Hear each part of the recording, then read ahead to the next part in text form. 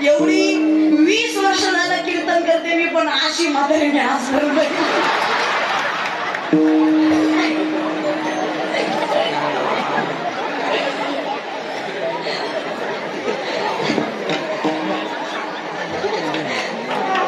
आई शपथ,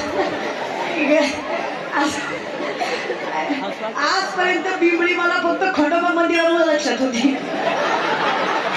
इथून पुढे फक्त म्हातारी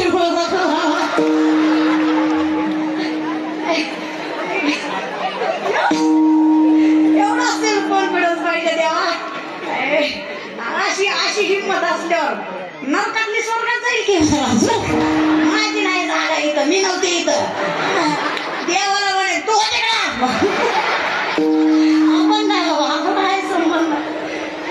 तुम्हाला खरं सांगते बघा, विनोदाचा भाग सोडा, पण कोणात एवढी हिंमत असते माऊली? आपल्यात नाही का?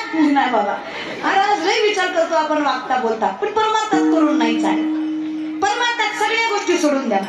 विचार करायला जेवढं येडं होता येईल तेवढं.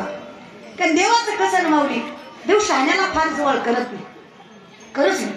तुम्ही आई आहेत माऊली, आईच्या अंतकरणानं सांगा. घरात 2 लेकरं असली की एक शहाणा असतं, एक शहाणं सगळं ऐकतं, दुसरं माणसं बघून उड्या मारतं. खरं खोटे. ती माणसं मुलाम करतं, त्याला माहिती. पाहुण्यात काय करते, निसती डोकं करते काय. पाहुणं गेलं महत्वात चालू होईना तर माय दोनात एवढी तरा असते. पण आईच्या अंतकरणानं सांगा, काळजी कोणाची वाटते, शहाण्याची का वेड्याची? त्या पंढरीच्या आईचंही तसंच आहे. तीही म्हणते, चला सगळ्या जगाने स्वीकारलं त्याला माझी काय गरज आहे, पण ज्याला सगळ्या जगाने नाकारलं, अनाथाचा नाथ, त्याला माझ्याशिवाय कोण आहे? आणि असावं तरी कोण पांडुरंगाशिवाय? आणि खरं सांगा, काय कमी केलं विठ्ठलाने? चोखोबांसाठी महार झाला.